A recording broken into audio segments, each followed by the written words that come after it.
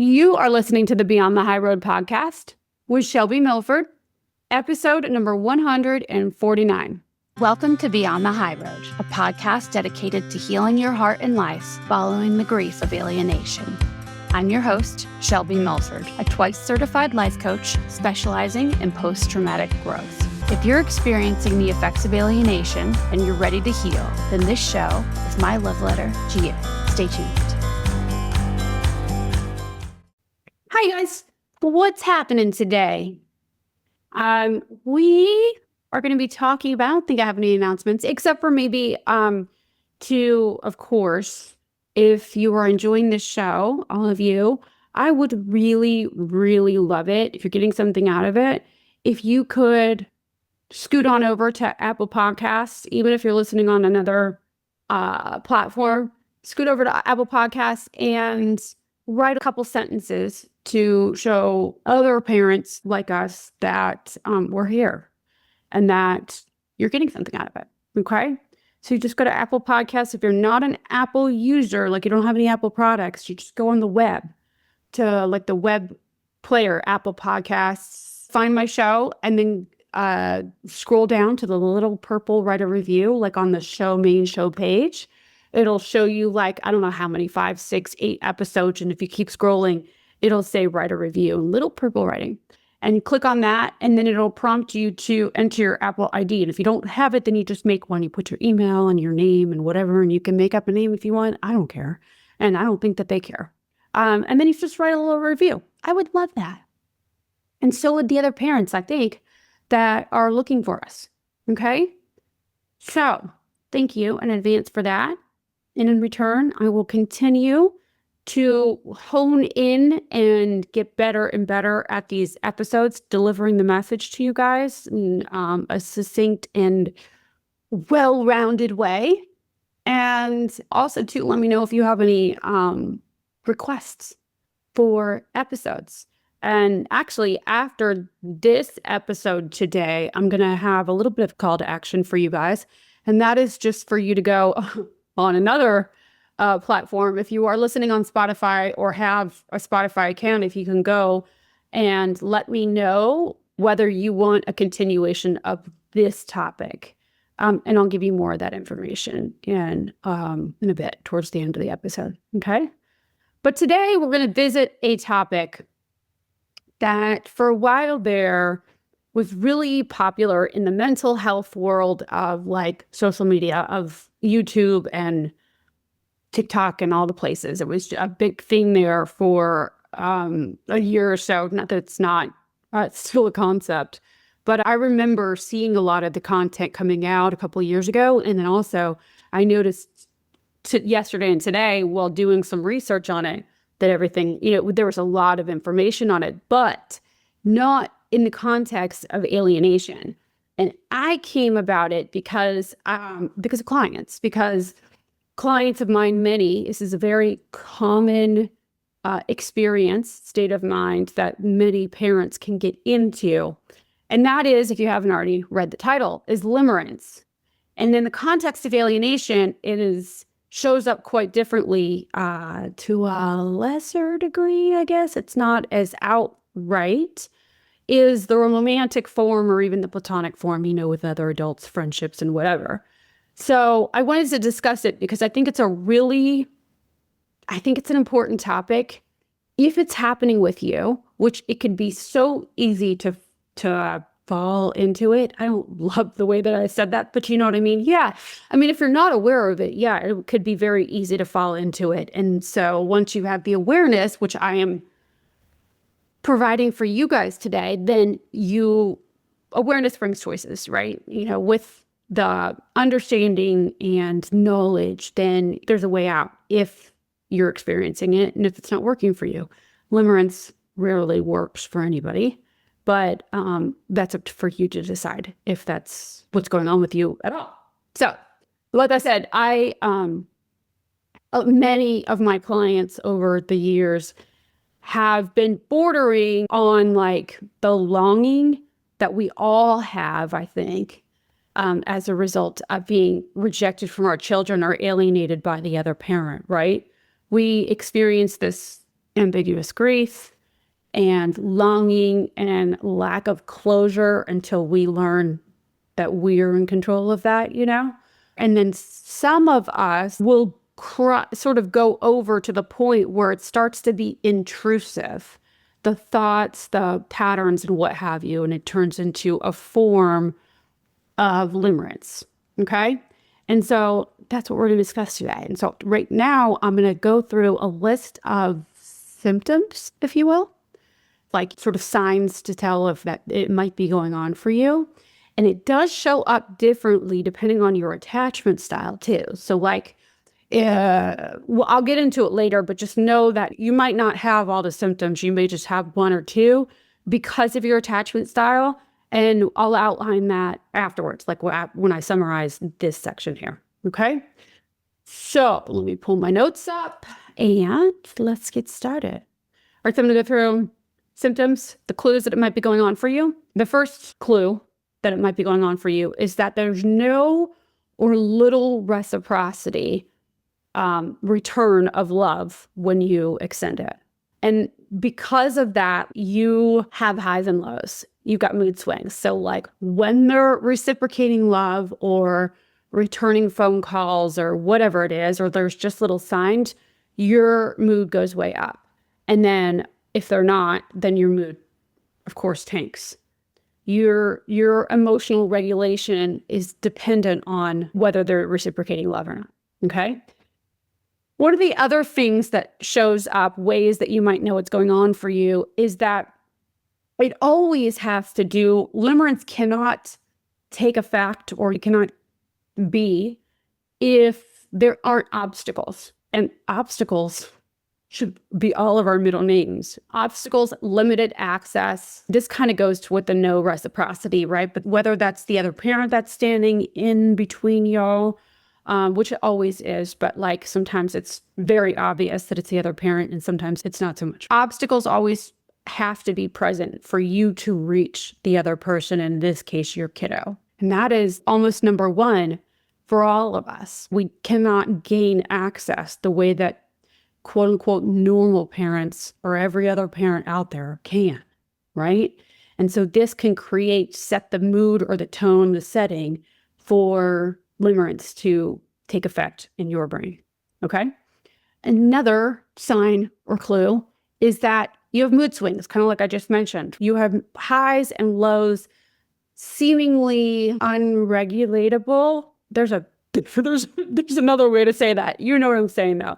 You cannot seem to make sense of the highs and lows. It feels inescapable, like no matter how much you try to stop longing or obsessing or looping about them, you just can't seem to do it. You just find yourself right back in the same kinds of thought loops, the same patterns, right? Because it has to do with the whole state of mind has to do with your reward system. And it's an addiction. It's a mental addiction to thought patterns that you have developed over however long it's been since you've been alienated from your kids. And it could have actually started way before that, like in childhood, because, well, we'll get into that in a minute, but it feels inescapable. The next one is that you may be aware that it's not possible for y'all to reunite right now, or that it's not there on both sides. Like they're not feeling how you are. Like when you say, I love you, they're not saying it back. And so though you know that they're not feeling it right now, you don't actually care. You still want to try. Whether you try or not is a whole different story, and we'll talk about that in a minute. But it loops you in and you can't help it because you want to make them see. You know what I'm saying? And it's like obsessive, like it feels like you can't stop that. I already mentioned longing, right? An intense form of longing is the next one. And again, it feels less regulatable by you, a little bit chaotic in your mind, anxiety driven. Other things, other relationships, other activities, hobbies, your work become less important, and you may feel tired by those things. And you keep wanting to go back to thinking about longing for and planning your next time that you'll see your kids or the next attempt and other things. Some of these, just as I'm saying these, just know, like I said in the beginning, and I want to just keep reminding you, You may not have all of these symptoms or clues, and also the intensity can vary. Okay, but the one thing that I want to keep pointing out is that there's a difference between longing and limerence, in that longing is a slower sort of pain or feeling. When you long for them, I know the feeling of longing for me does not have an anxiety behind it, does not have a push and like an uncontrollable nature about it inside of me. Does that make sense? Okay. And also the same, there's a difference too between like ambiguous grief and limerence too. And it's the same thing basically, is that in limerence, you're feeling that intense anxiety push to want to get the reciprocity, you know? So other things are less important, other activities, you sort of let them go by the wayside. If you've ever been, and I know who I'm speaking with, so I know the answer is probably yes, in a relationship with a narcissist or a narcissistic family system, like you were in a relationship with somebody that maybe they weren't the narcissist, but again, we're all dealing with alienation, so whatever. Maybe they weren't the outright narcissist, but somebody else in their family was. Still, it's the same, like, you know how you dropped everything. If you can relate to this, you dropped everything and you didn't even realize you were doing it, or maybe you did realize you were doing it, but it felt like a machine that was moving so fast that you didn't care that you were dropping all the other stuff. It's sort of the same-ish with our children, if this is going on for you, okay? Because it's an addiction.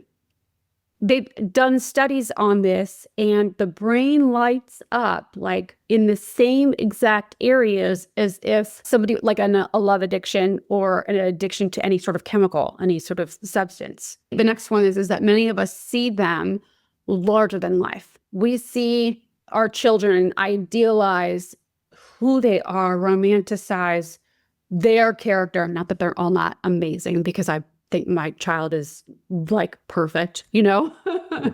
And I can't say I worship her, but anything that she does is fine, you know, because I love her so much, but it's a little bit different than that. We romanticize like or idealize all the things about them, and we don't find the negative. And if we do find the negative, we're easy to dismiss because we're so hooked on making the good qualities and the good dynamics of y'all's relationship together. Like you have a hard time seeing the low times that y'all had because you want to idealize all of the great things, right? So in limerence, no matter what your attachment style is, no matter which symptoms that you're experiencing, the one thing that I think is consistent throughout is that in limerence, we're putting that person up on a pedestal.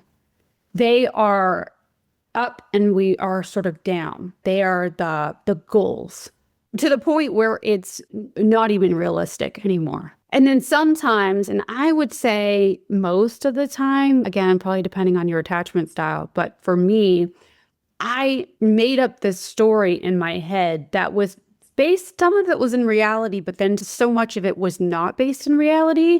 It wasn't far off. I talked about it one time on one of the episodes last year.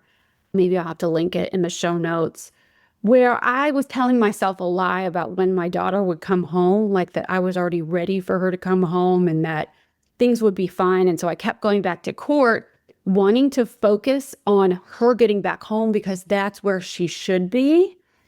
Yet I wasn't actually prepped, ready for her to be back home. So I was living in like this fantasy world about her coming home. And I knew somewhere inside of me that it wasn't going to be a reality.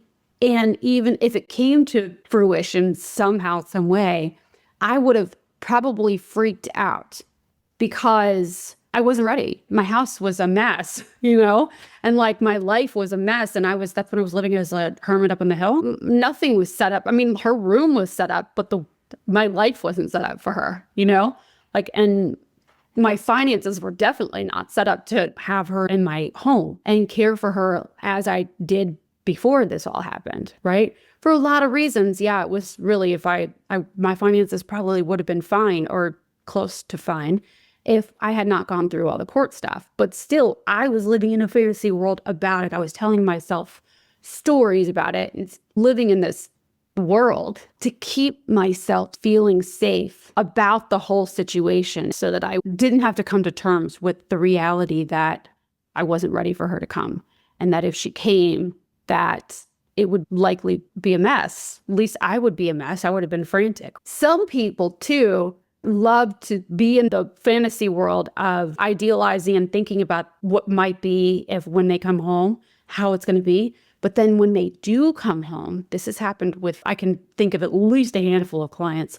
When they do come home, it feels anticlimactic. They come home, and because they've been living in this idealized world of how it will be, and there'll be roses and puppy dog tails and unicorns and puff pastries, I don't know.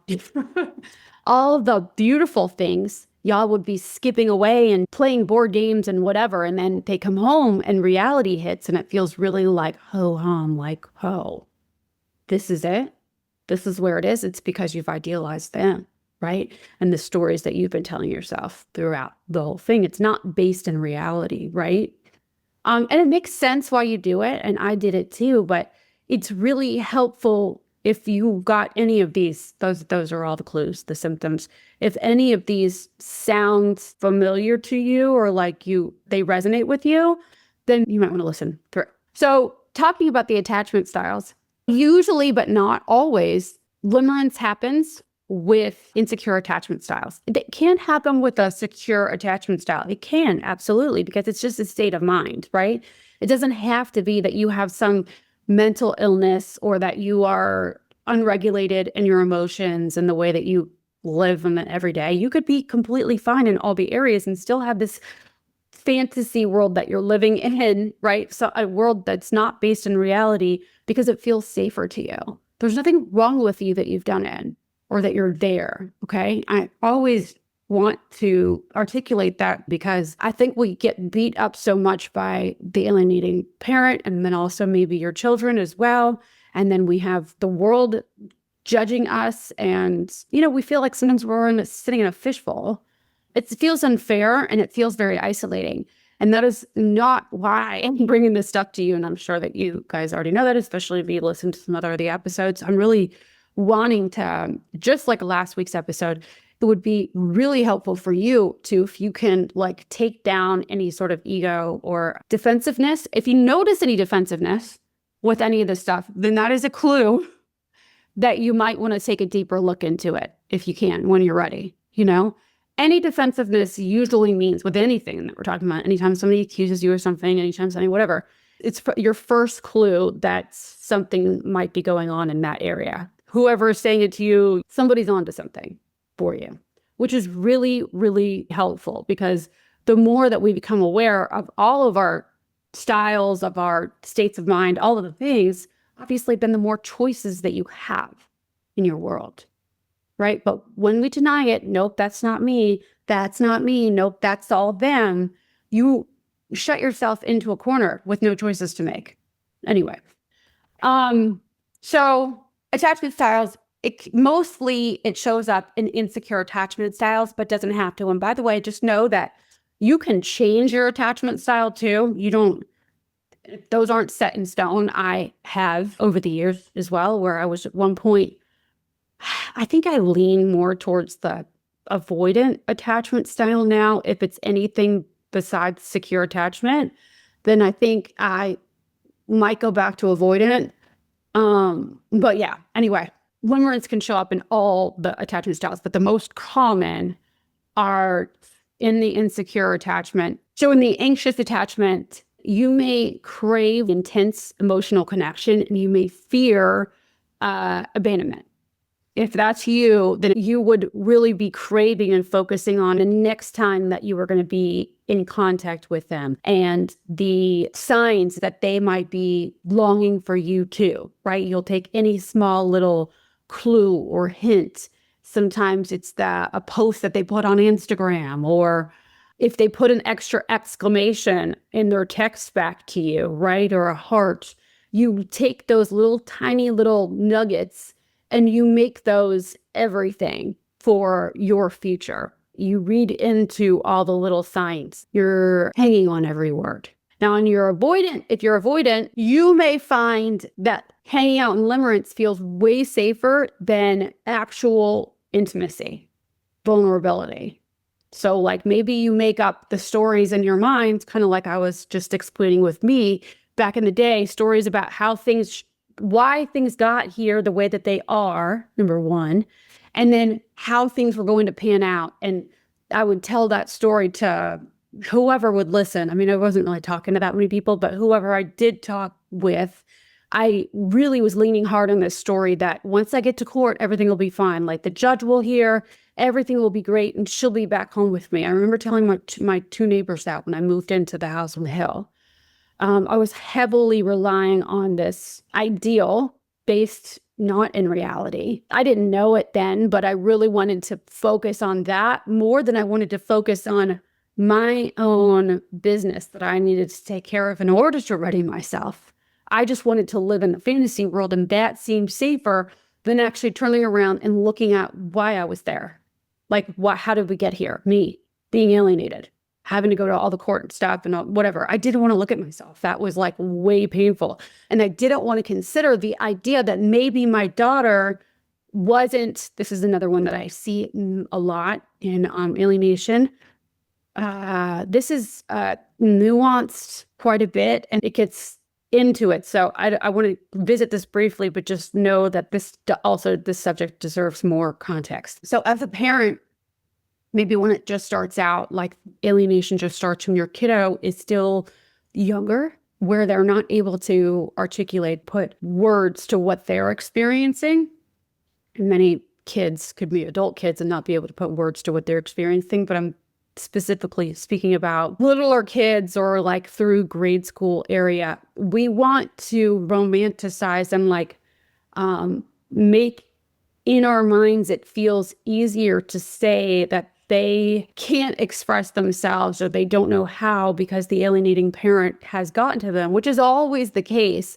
But sometimes we downplay what the kids, even if they're surface thoughts, surface feelings, because of what the alienating parent has said to them, how they've swayed them, coerced them.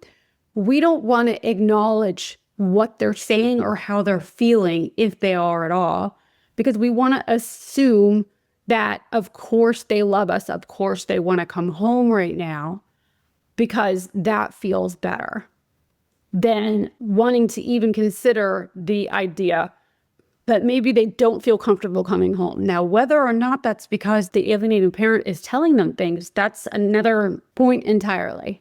But we don't want to say to ourselves, at this moment, they don't want to come home right now. We don't want to go there because it's too painful. So we'd rather say, well, that's what they're saying right now, but I know that they want to come home, which is most of the time true. But I think it's helpful to acknowledge the nuances there for you, so that you don't build on the story that your kids, no matter what, if somebody asked them away from the alienating parent, if they wanted to go home, that kid would say, yes, I need to go home to mom or dad, you know? Because you might be telling yourself a story and that story might end up causing you a lot of pain later when you find out from whoever, Joe Schmo, that kid actually said even to them that they don't want to come home. Does that make sense? I hope that does. The reason why it matters here, because we all know, now that I just said that, it deserves the explanation. The reason why it makes a difference here for y'all to recognize that limerence may be happening or that you're telling yourself an alternate reality is because, yes, we know that they're being coerced, right? If we're in alienation, they have been coerced across the board. And if they weren't being coerced, then your kids, of course, because it's natural for children to always basically idealize their parents and look to them for protection and love and all the things, knowledge and everything, right? And so when it doesn't happen and that triangle is sort of reversed on you, it's not natural and it feels wrong, of course, right? But it's really helpful for you to notice when you are fibbing to yourself about their current feelings or thoughts, because you could end up building on this limerence or some other maladaptive coping skill, right? Which could cause problems for you later.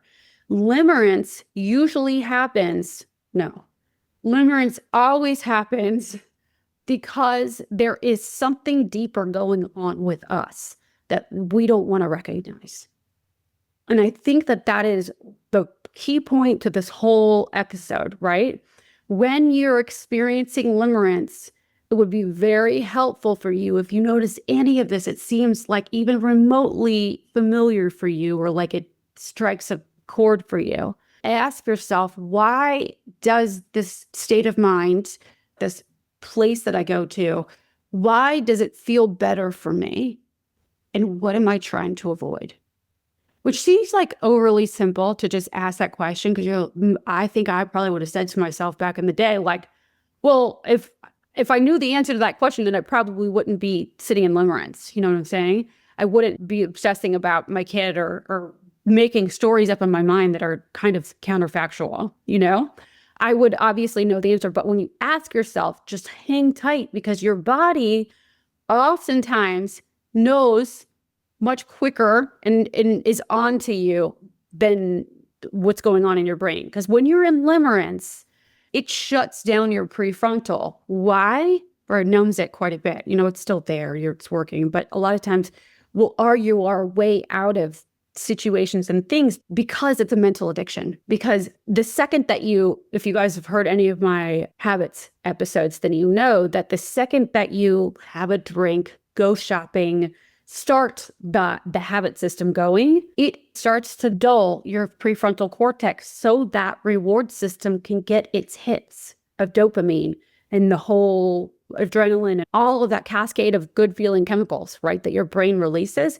It has to shut your prefrontal cortex down so that you can still remain feeling good, so that you can complete the cycle. You know what I'm saying?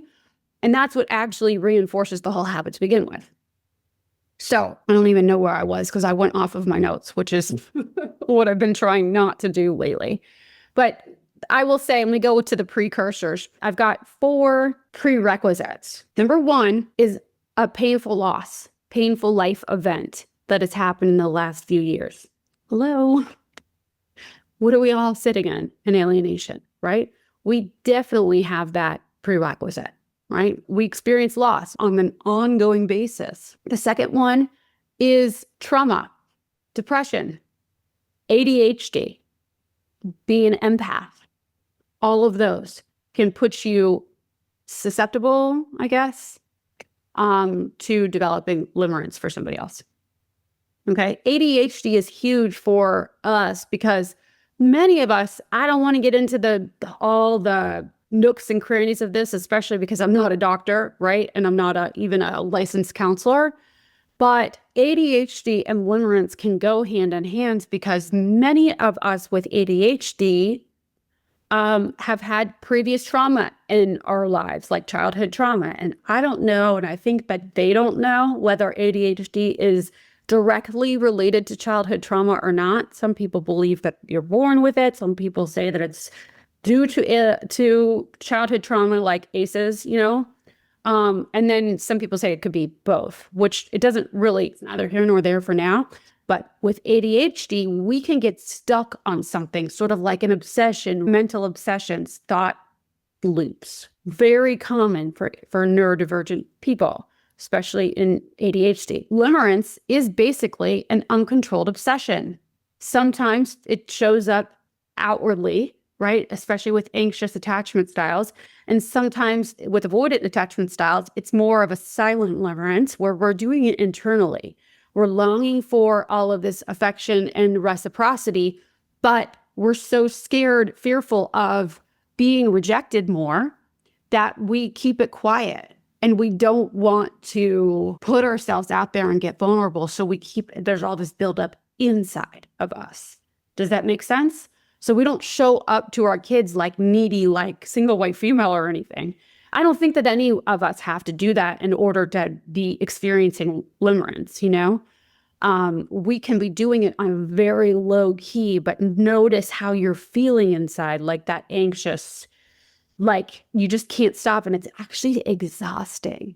Like it doesn't feel exhausting while the dopamine, all that good feeling chemicals are releasing in your brain, then you're getting a high.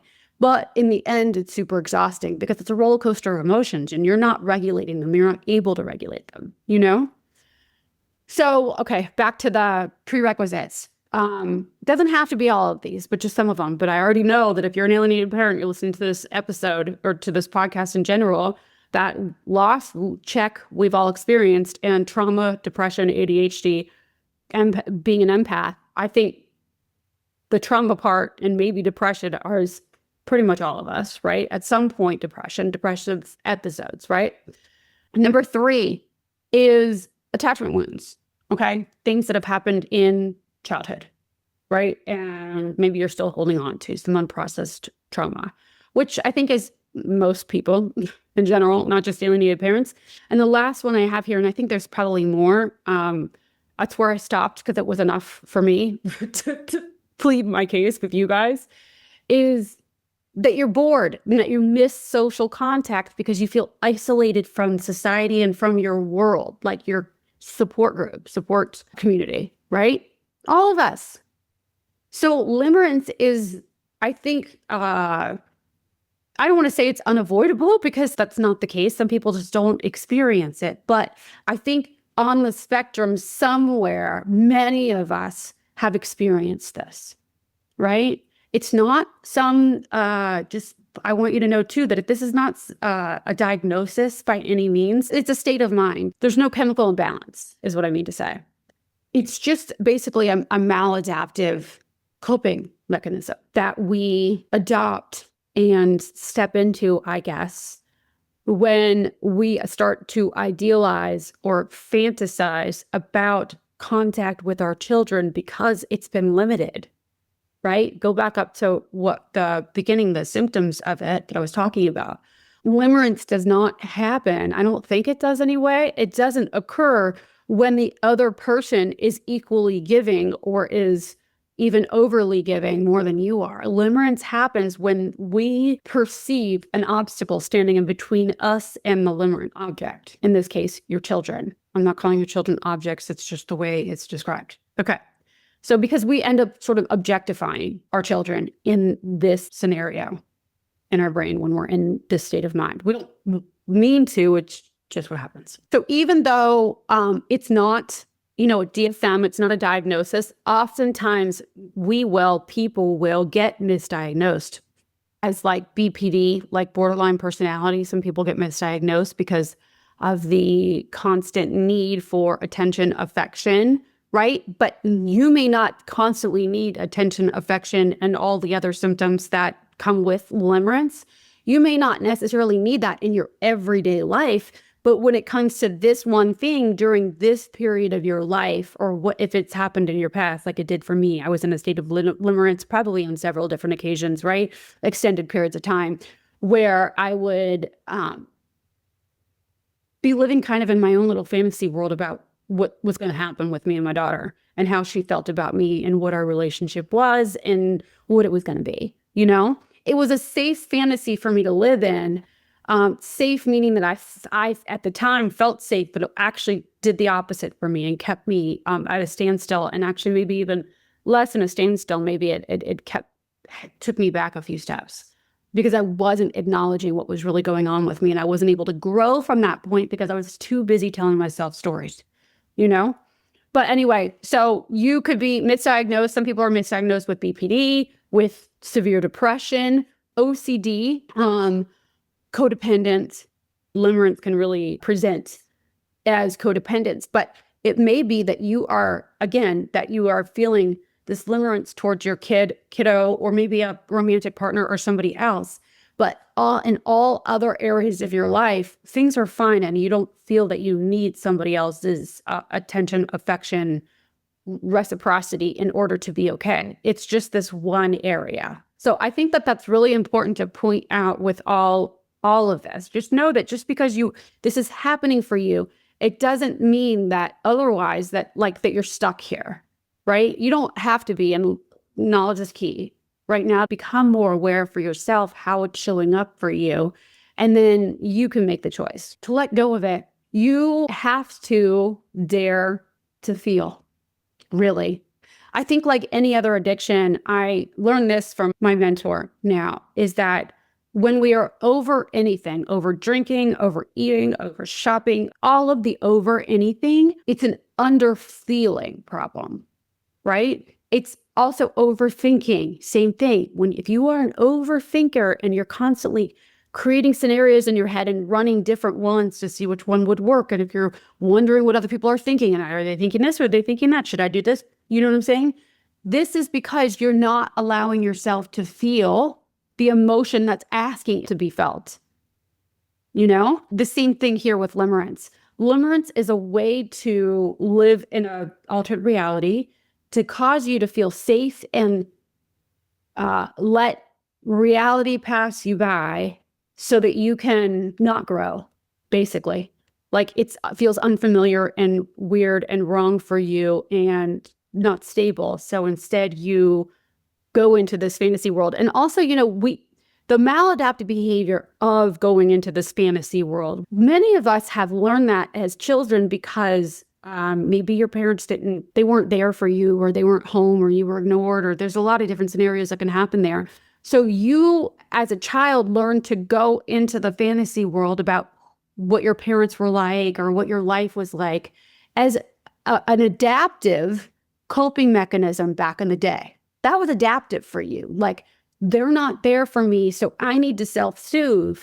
So I'm going to go into this fantasy world, and it caused you to feel safe and loved, brought attention to and supported. But now, years later, if it's sort of left over and now you find yourself in limerence, now it's probably become maladaptive because it's holding you back from other things in your life or other possibilities that you could create for yourself. That's the thing, is that when we're sitting in limerence, you're sitting in a holding pattern. If you ask me, you're stuck in this, like, you're on a merry-go-round, or even roller coaster of highs and lows and all this. It's a distraction. And so meanwhile, life is passing you by, and all of the possibilities that you're not even visiting for your future are also floating away. I don't mean to instill some sort of time scarcity to you or anything, but maybe it's just an eye-opener that, like, when I'm in limerence, when I'm idealizing, when I'm fantasizing about something that's not yet reality or is maybe not ever going to be reality, when I'm telling myself stories about what my kid's feeling in a hopeful way so that we're, again, kind of like last week, basing our happiness or our ability to be happy on what they are doing and what they're going to do in the future, like counterfactual scenarios that you're running, you are stalling your life. And so that's why I think it would be helpful for you to look at, to keep you now, get some momentum behind you and keep you moving forward. So limerence is a way to distract you from whatever needs to be addressed. Okay. So in order to let go of it, you have to dare to feel whatever's actually happening for you. And so that means that you have to ask yourself questions, right? And trust that your body will know and that your brain will follow. And it may take you posing the questions to yourself many times. Each time a limerence episode, if you will, comes up for you. So when you notice that you're fantasizing about or needing, with anxious attachment style, it'll come up for you. Like for my clients, I see this where they're like hanging on every last word. And they called me. Oh my gosh. And then they'll be so high. And usually those clients, even though they're supposed to schedule weekly, if they're on a high because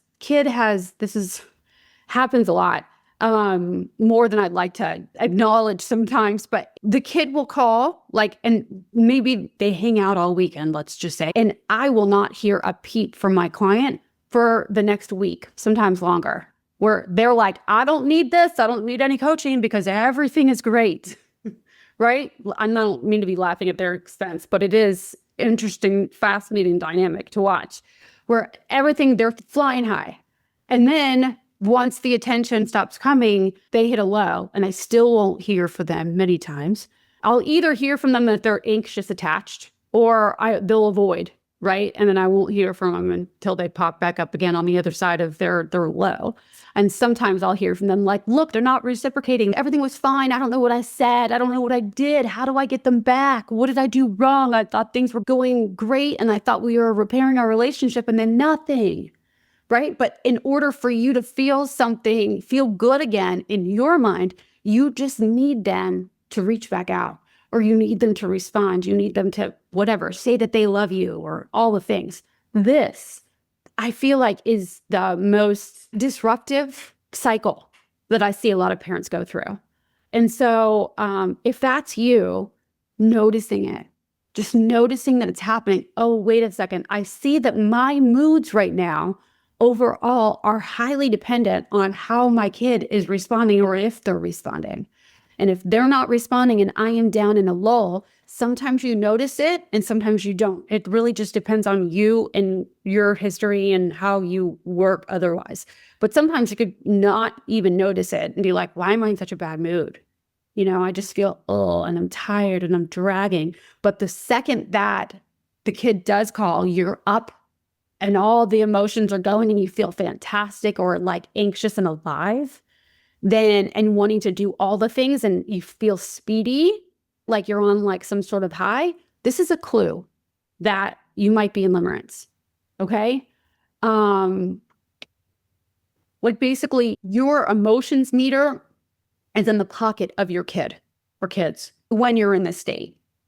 So, really good to notice that. With avoidant type, it shows up kind of similar, but either way, the key underlying sort of tone with it is that limerence relies on this buildup of tension from not seeing them or feeling rejected by them. Feels like, ooh, and like anxious, and why aren't they calling me back? Why didn't they say hi to me at the game or like whatever? And it's there, but if you're avoidant or shy or whatever, you'll keep it all inside, right? It will not show. You will be stone-faced, right? But on the inside, you're totally freaking out, right?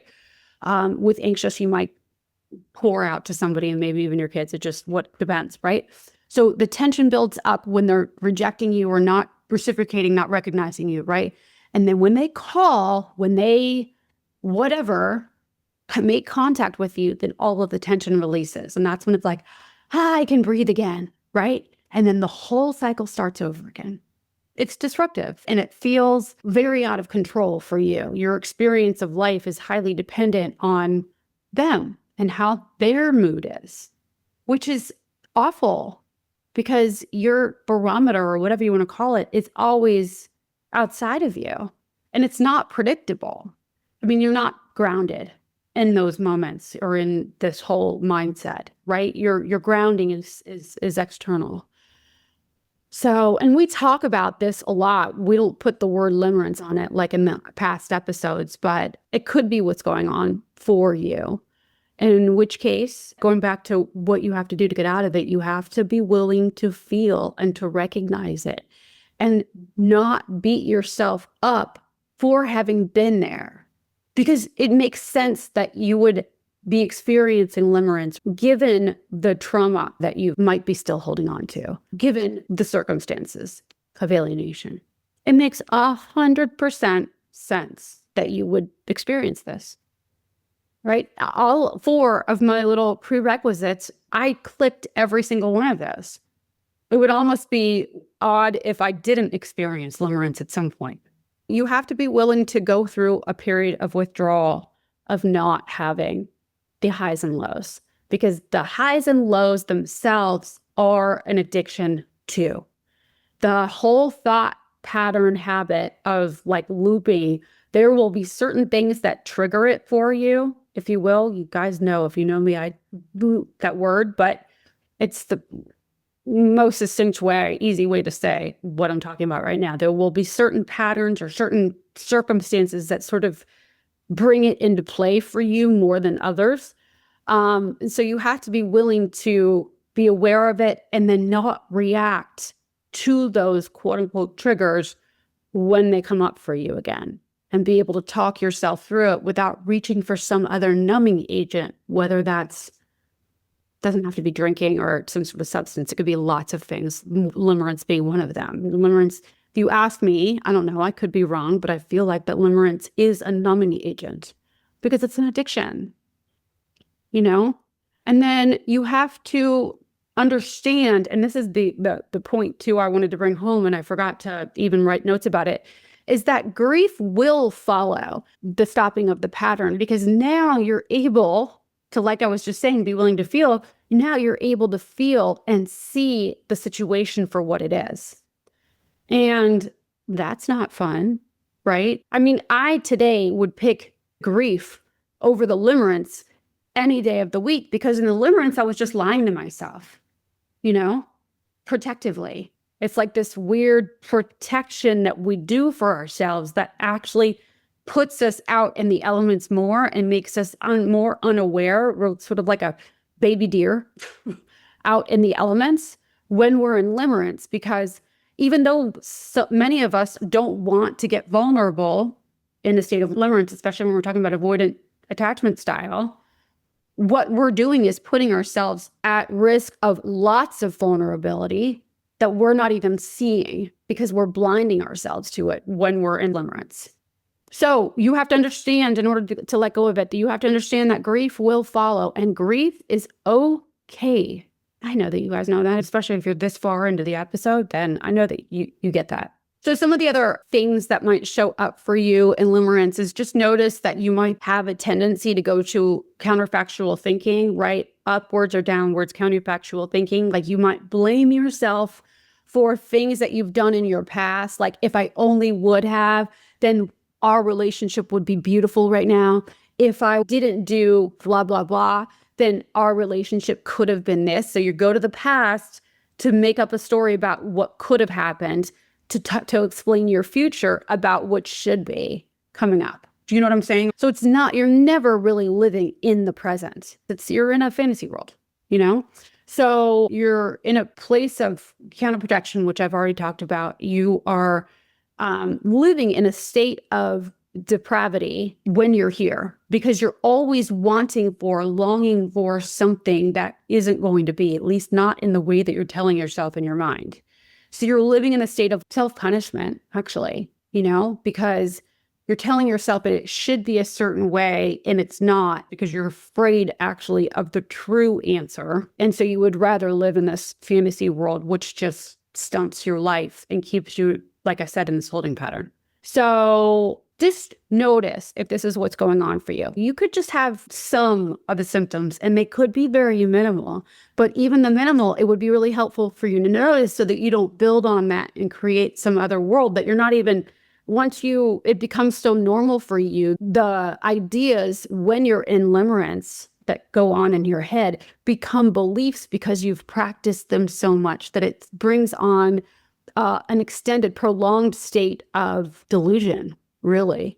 And so it's that much harder in the end to get yourself out of it, because you've already made these thoughts and ideas such running beliefs for you. And so it will be hard for you to connect in the future with other relationships, other people in your life, maybe even commit to different opportunities, job, social connection opportunities, all the things, because you have been so wrapped up in this fantasy world of how things should be with your kiddos. Just be kind to yourself, as always. Just be kind to yourself and develop some compassion around why this started for you, why it makes sense that this started for you, and that it's okay that it has. It's not like a runaway train. You can stop this yourself. You are fully capable of interrupting this state of mind and these thought habits that accompany it, okay?